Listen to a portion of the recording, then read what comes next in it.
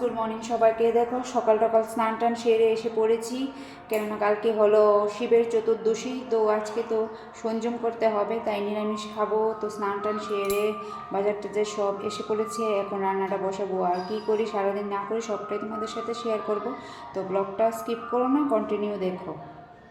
চলো দেখাই কী কী বাজার এনেছে, তোমাদের সাথে সবটাই শেয়ার করছি, দাঁড়াও একটু। কত সবজি এসেছে পনিরের ডিবি, এখানে হবে বেগুন ভাজি, সবজি দিয়ে নিরামিষ সবজি হবে, টক হবে, ডুগা দিয়েও সবজি হবে, ডাল হবে, তারপরে কচুর শাক হবে, অনেক কিছু রান্না হবে। এই সবজিগুলি দিয়ে রান্না হবে নিরামিষ ঘ্যাট, এখানে পায়েস করা হবে, এখানে বেগুন ভাজি, এটা দিয়ে পনির করব ফুলকপি দিয়ে। নিয়ে নিয়েছি চা, আর সঙ্গে নিয়েছি বিস্কিট, খাবো এখন। এখানে বসিয়ে দিয়েছি কচুর শাক, আর এখানে বসিয়েছি ভাতের হাঁড়ি, তো রান্নাটা বসিয়ে দিয়েছি।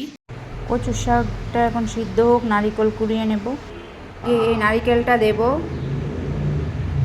এতে অনেক কিছু আছে, আছে ভাজি, তারপরে কচুর শাক, পনিরের ঝোল, নিরামিষ ঘ্যাট, তারপর আছে চাটনি, তারপর আছে পায়েস, তো সবগুলি রান্না করব, সবটাই তোমাদের সাথে শেয়ার করব।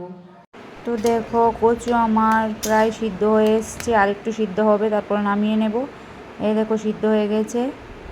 আর অন্যদিকে দেখো আমি বেগুন ভেজে নিচ্ছি, কেননা আমার মেয়ে আর আমার হাজব্যান্ড যাবে ডিউটিতে, তো তাদের জন্য তাড়াতাড়ি করে রান্নাটা করছি। তো বেগুন ভাজি তো হয়ে গেছে, আর অন্যদিকে এবার নারিকেল কুড়িয়ে দিয়ে দিয়েছে তোমাদের দাদা, সেটা দিয়ে আমি দেখো ফোড়ন দিয়ে দিচ্ছি কচুর শাক। তো নারিকেলকে একটু ভেজে নেবো হালকা, তারপর এর মধ্যে সিদ্ধ করা কচুগুলি দিয়ে দেবো।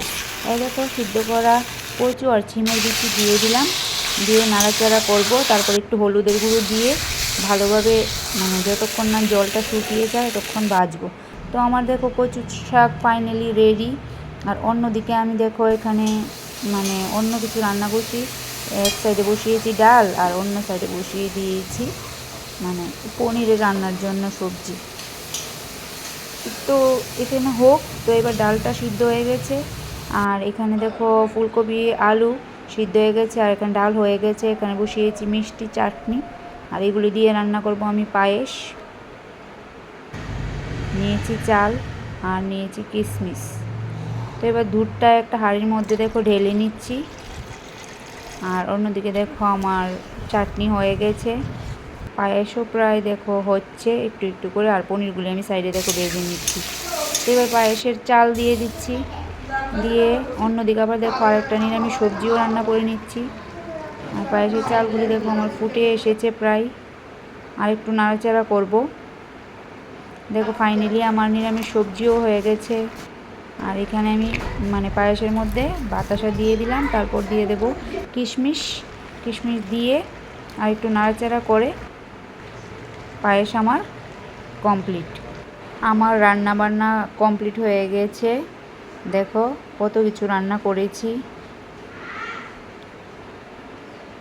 রান্না কমপ্লিট, আবার খাওয়া দাওয়াও হয়ে গেছে।